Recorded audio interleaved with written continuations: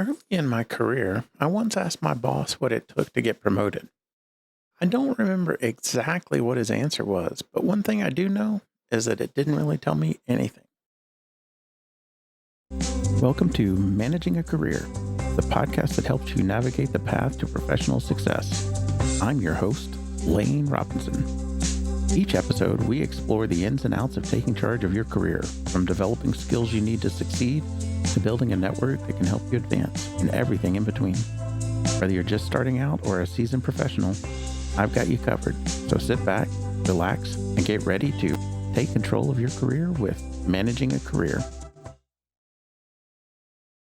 How many of you have struggled to figure out what it takes to get promoted? Maybe you've been in your current position for several years and feel like you'll be stuck there for many more. When you reach out to your manager, you just get a vague answer that doesn't really tell you what you need to work on, such as, your turn is coming, or you're doing well, just keep it up. The secret that no one talks about? Your boss probably doesn't know how to articulate it, if he even knows what it takes to get to the next level. Very often, managers are not given training on how to develop their team. If they are good at it, it's probably a skill that they picked up as they transition from junior levels up to senior levels within their own careers. Other than comparing job descriptions, there likely isn't any concrete criteria that have been defined, and the difference between job descriptions is vague and minor at best. Even when there are criteria, they are rarely communicated outside of management circles because they rely on soft skills that are hard to quantify. The skills you rely on to perform your day to day activities are just expected. It's skills like being trustworthy, how you communicate, your executive presence, and dealing with ambiguity that will set you apart from your peers. But how do you measure someone's executive presence? The other problem with defining criteria is that it could become an implicit contract, potentially even legally binding depending on where you're located. By refusing to state criteria or defining them in vague terms, your manager gives themselves room to adjust based on conditions at the company and within your peer group.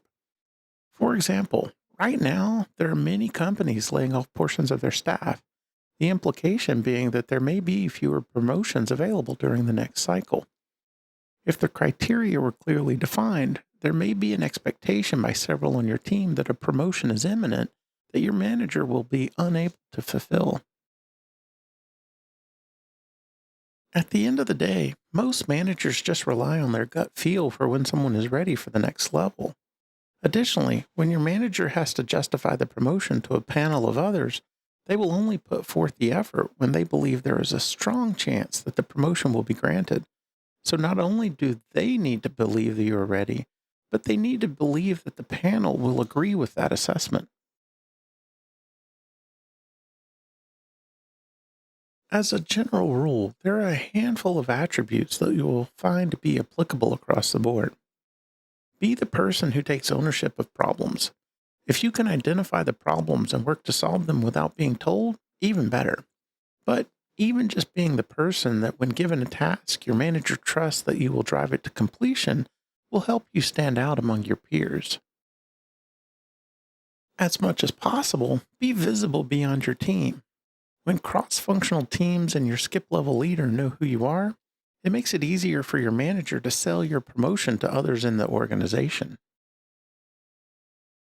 When you show that your decisions and judgment are in alignment with those of your manager, this alignment will establish your readiness for promotion.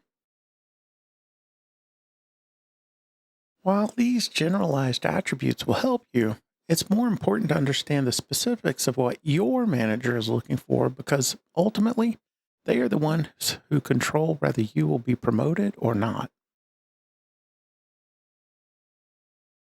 If your manager can't or won't state the criteria, then how can you figure out what it takes to get promoted?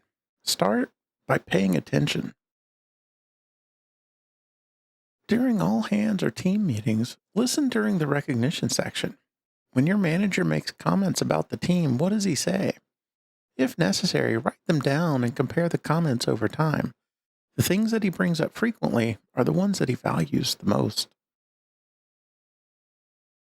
Who on your team has been promoted recently? What are their strengths? Can you emulate them? Is it possible to have them mentor you? Look beyond your immediate team. Senior level promotions often require input or approval from other leaders. Do you understand the criteria that your VP looks for when a promotion is brought before them?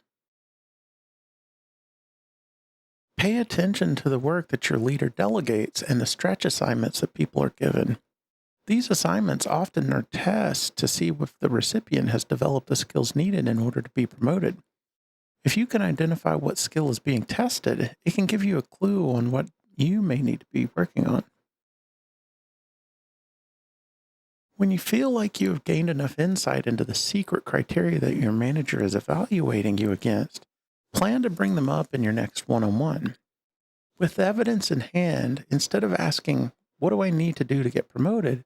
you can ask questions about the valued skills, such as, "What does executive presence look like at the next level?" Or, "If someone were ready to be promoted, what would their leadership skills look like?" You can also get your leader to describe what previous people did that showed when they were ready to be promoted. If you can name names, that will put even more context to their answer. Not only will these answers provide clarity to you on what it takes, but it can bring focus and attention for your boss and predispose them to watch for those attributes in you. A career coach can help you build the skills you need in order to implement these strategies.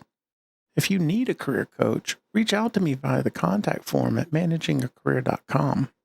I'll schedule an introductory session where we can talk about your career goals and determine if we would be a good fit for coaching. If we are, we can arrange regular sessions to help you put your career on the fast track to advancement. Taking control of your career is entirely up to you. No one else will do it for you. So don't be afraid to take the actions that will help you reach your professional goals. I hope this episode has provided you with valuable insights and advice.